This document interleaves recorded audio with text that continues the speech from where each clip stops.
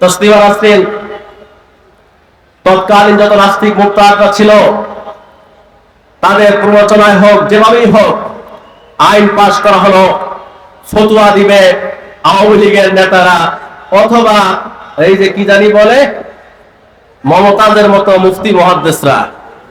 এদেশের ওলামায়ে কেরাম কোনো ফতোয়া দিতে পারবে না, সেটাও চলে গেল। এরপর আমরা কি দেখতে পেলাম?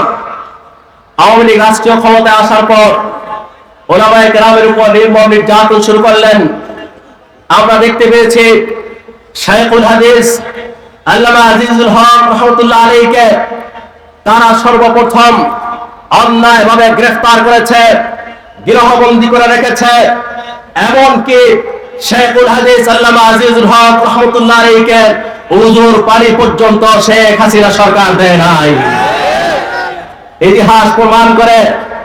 এরপর এই সরকার, বিগত ফ্যাসিস্ট আওয়ামী সরকার, মুফতি আমিনী রহমতুল্লাহ আলীর মতো জ্যেষ্ঠ একজন আলেমকে, হাজার হাজার উলামায়ে কেরামের উস্তাদ ছিলেন তিনি, তাকে নির্মমভাবে গৃহবন্দী করে মৃত্যুর মুখে ঠেলে দিয়েছেন। আমার প্রিয় ভাইরা, এরপর আমরা কি দেখতে পেলাম? এদেশের অসংখ্য অসংখ্য উলামায়ে কেরাম যখন নবী প্রেমিক তৌহিদি জনতাকে নিয়ে এদেশের উলামায়ে কেরাম, এদেশের তৌহিদি জনতা, হেফাজত ইসলাম বাংলাদেশের তৎকালীন আমির শাইখুল ইসলাম আল্লামা শাহ আহমদ শফী রহমতুল্লাহর নেতৃত্বে আল্লাহ রাসূলকে যারা অবহেলা করেছেন তাদের সর্বোচ্চ মৃত্যুদণ্ডের আইন পাস করবার জন্য পাঁচদিনে শাপলা চত্বরে গিয়েছেন। আওয়ামী সরকার নির্মমভাবে উলামায়ে কেরামকে গুলি করে হত্যা করেছে। আমরা কি দেখতে পেলাম? এরপর এই সরকার ভারতের প্রেসক্রিপশনে, ভারতের এজেন্ডা 92% মুসলমানের রাষ্ট্রে বাস্তবায়নের জন্য, আমি জানি আমাদের বিভিন্ন সংগঠনের সাথে আকীদা কেন্দ্রিক মতলক্ষ থাকতে পারে, সেটা ভিন্ন জায়গায়, কিন্তু মনে রাখতে হবে ভারত আমাদেরকে এক এবং অভিন্ন দেখে। আমরা নিজেরা মতলক্ষ করতে পারি, ইখতিলাফ করতে পারি, ভারত বাংলাদেশের সকল ইসলামী সংগঠনকে এক এবং অভিন্ন চোখে দেখে।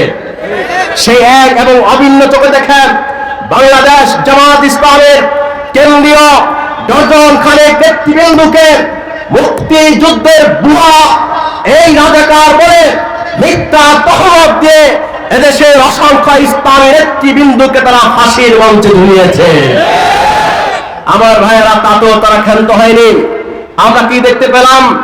বরিশাল সিটি নির্বাচনে বাংলাদেশের অসংখ্য মানুষের প্রাণ পুরুষ, এদেশের আধ্যাত্মিক এবং রাজনৈতিক ধর্মীয় রাহবার শাইখুল হাদিস মুফতি সৈয়দ মোহাম্মদ ফয়জুল করিম শাইখে চরমরায় মুখ থেকে তারা রক্ত বের করতে দ্বিধা করে নাই। আমরা কি দেখতে পেলাম?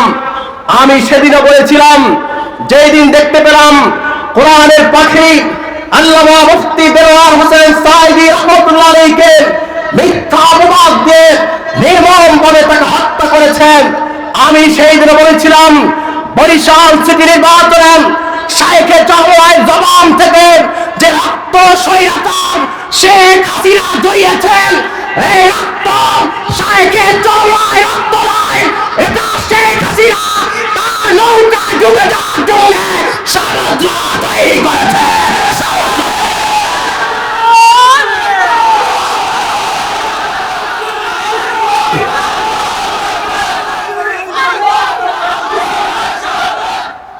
আপনারা জানেন 2021 সালে যখন ভারতের নরেন্দ্র মোদী ওলামায়ে কেরামের উপর নির্মম নির্যাতন চালিয়েছেন, রাজপথে হেফাজত ইসলাম বাংলাদেশের আমির কায়েদে মিল্লাত আল্লামা জুনায়েদ মাহমুদুরী রাহমাতুল্লাহ আলাইহি, শাইখুল হাদিস ইবনে শাইখুল হাদিস আল্লামা মাহমুদুল হক হাফিজাহুল্লাহর নেতৃত্বে আমরা রাজপথে ঝাঁপিয়ে পড়েছিলাম। আমি সরকার নির্মমভাবে আমাদের 21 জন ওলামায়ে কেরামকে হত্যা করেছে এবং শাইখুল হাদিস ইবনে শাইখুল হাদিস আল্লামা মাহমুদুল হক হাফিজাহুল্লাহ সহ এদেশের 1400 ওলামায়ে কেরামকে বিনা বিচারে অনির্দিষ্টকালের জন্য বছরের পর বছর কারাবন্দী করে রেখেছে। আমরা কি দেখতে পেলাম? এরপর 24 জুলাইয়ে আওয়ামী লীগ ক্ষমতায় টিকে থাকবার জন্য শেখ হাসিনা ভারতের প্রেসক্রিপশনে বাংলাদেশকে ভারতের গোলাম বানানোর জন্য, বাংলাদেশকে ভারতের অঙ্গরাজ্য বানানোর জন্য, নিজের ক্ষমতা বাস্তবকে টিকিয়ে রাখার জন্য আমার দেশের 1.5 বছরের শিশু থেকে শুরু করে 80 বছরের বৃদ্ধদের বুকে গুলি চালিয়ে নির্মমভাবে হত্যা করেছে। আপনারা যারা বলেন হুজুর আওয়ামী লীগের এসব ইতিহাস ইসলামী মহাসম্মেলনে বলেন কেন, আমি পরিষ্কার বলতে চাই, আমরা মুরব্বীদের সাথে পরামর্শ করে কথা বলি, আমরা পরামর্শ ছাড়া কথা বলি না। মনে রাখবেন, ফেরাউনের বিরুদ্ধে জনগণকে সচেতন করা যেমন ঈমানি দায়িত্ব, নমরুদের বিরুদ্ধে জনগণকে সচেতন করা যেমন ঈমানি দায়িত্ব, সমস্ত কুফরি শক্তির বিরুদ্ধে জনগণকে সচেতন করা যেমন ঈমানি দায়িত্ব। সাবেক সরকারের প্রধানমন্ত্রীর ভারতের স্বৈরাচার হাসিনার বিরুদ্ধে জনগণকে সচেতন করা এটা আমাদের ঈমানি দায়িত্ব।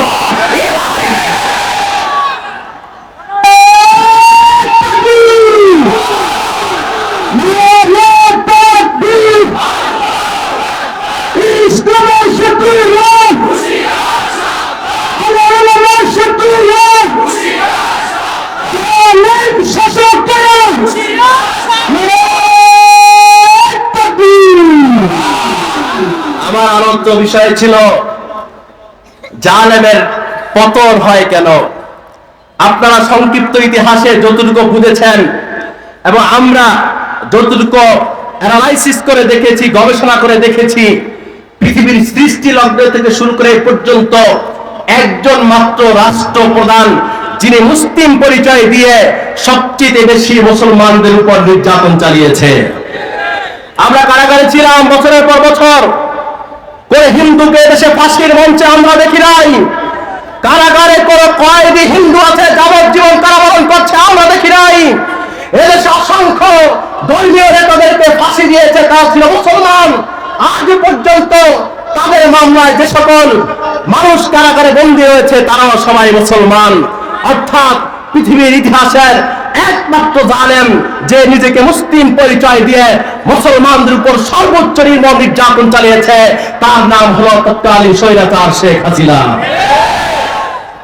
এবার আপনারা বলেন, এতগুলো মজলুমের দোয়া কি আল্লাহ তাআলার কাছে কবুল হবে কি হবে না? সাবেক স্বৈরাচারের প্রধানমন্ত্রী শেখ হাসিনা, আপনি নাকি ফুট করে দেশে ঢুকে যাবেন। আপনি দেশে কেন আসবেন? আপনি যেখানে আছেন সেখানেই তো ভালো আছেন।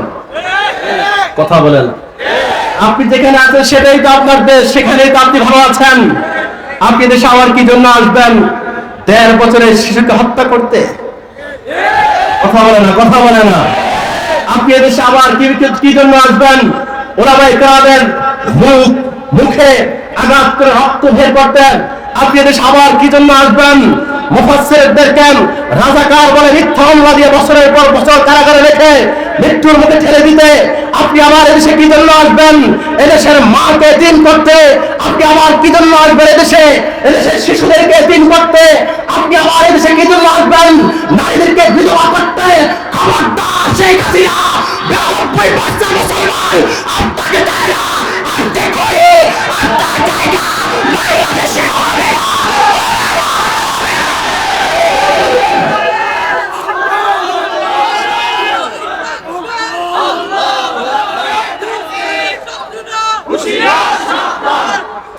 শেখ হাসিনা এবং তাদের দোসরদের স্পষ্ট বার্তা দিতে চাই, যদি এদেশে যারা আওয়ামী লীগকে সমর্থন করেছেন, সাধারণ আওয়ামী লীগের কর্মী আছেন, আমরা মুরব্বীদের সাথে পরামর্শ করেন তাদেরকে ক্ষমা ঘোষণা করতে চাই।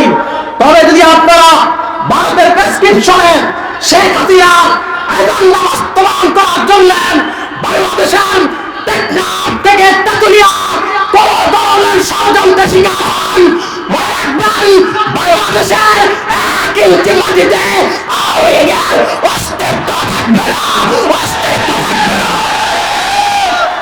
আমার ভাইরা দোস্ত আহবাব, বার্তা স্পষ্ট, রক্তের বিনিময়ে দ্বিতীয়বারের মতো এদের স্বাধীন হয়েছেন। আমরা আর কোন জালেম স্বৈরাচারকে বাংলাদেশের ক্ষমতার বস্তুদের দেখতে চাই না। প্রিয় ভাইরা আমার, আমাদের কিন্তু আরো একটু করণীয় আছে। মিছিল, মিটিং, আন্দোলন, সমাবেশ এ পর্যন্তই ক্ষান্ত নয়। এত পরিমাণ ধর্মীয় নেতৃবৃন্দ দেশে হত্যার শিকার হয়েছেন। এখানে একটা স্যার দেন আসতেছে।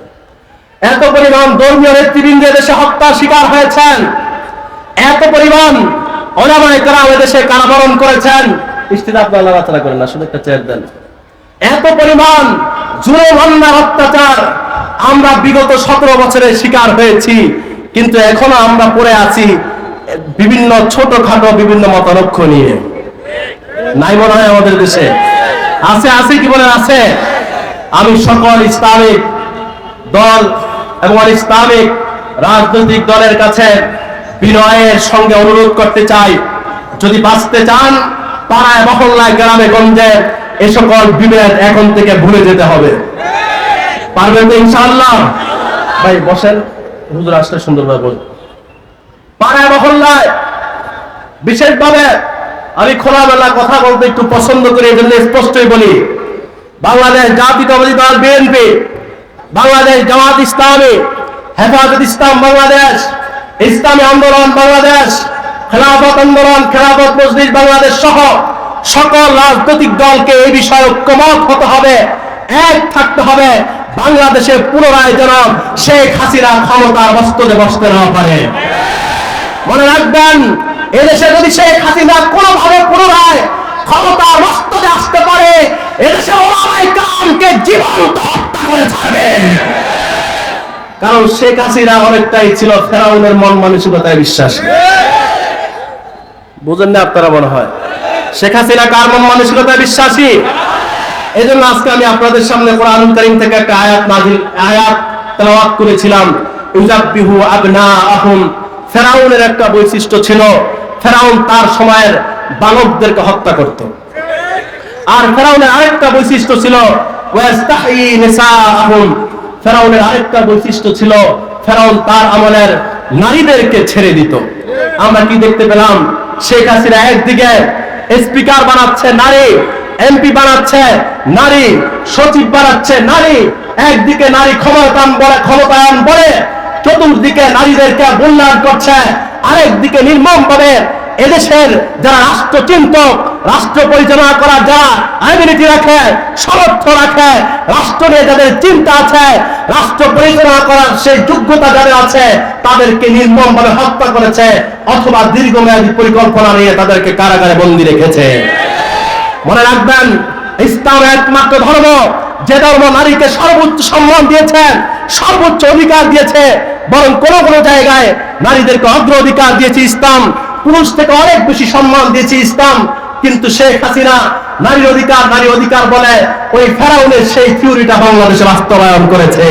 কিন্তু আল্লাহ তাআলার ঘোষণা হচ্ছে ইন্নাহু কানা মিনাল মুফসিদিন। আল্লাহ তাআলা ফেরাউনের ব্যাপারে স্পষ্ট ঘোষণা দিয়েছেন যে ফেরাউন ছিল ফিতনাকারী, ফাসাদকারী, ষড়যন্ত্রকারী। আজকের ঐতিহাসিক ইসলামী মহাসম্মেলন থেকে পরিষ্কার ঘোষণা করতে চাই, আমাদের দেশের সাবেক প্রধানমন্ত্রী শেখ হাসিনা ছিল ফেরাউনের আপডেট ভার্সন। বদদোয়া কি বৃথা গেছে ওলামায়ে কেরামের? হযরত মাওলানা আনাস সাহেব হুজুর সাক্ষী।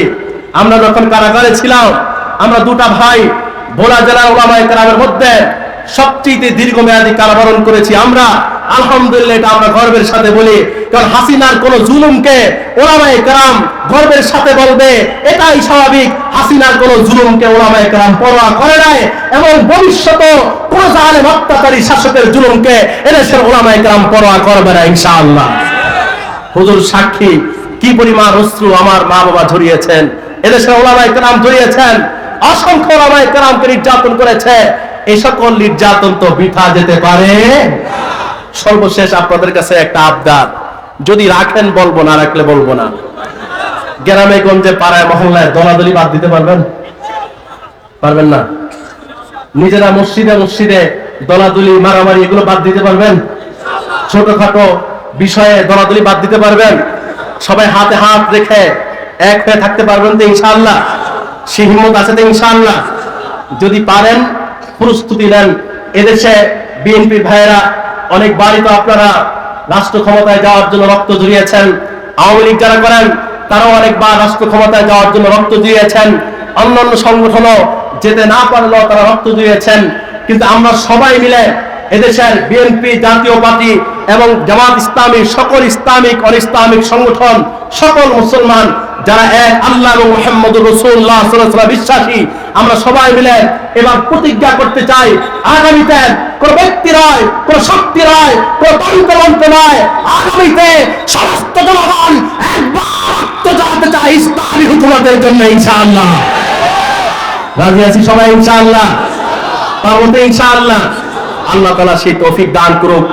আপনারা যদি চান ইসলাম এদেশে প্রতিষ্ঠিত হোক, ইসলামী হুকুমত এদেশে প্রতিষ্ঠিত হোক, আপনাদেরকে আমাদেরকে যেটা করতে হবে সেটা হচ্ছে সবাইকে ঐক্যবদ্ধ থাকতে হবে। ভাই, জাতির ক্রান্তি লগ্নে ছোটখাটো মতবাদগুলো যদি আমরা ভুলতে না পারি, আমাদের সামনের ভবিষ্যৎ কিন্তু অন্ধকার।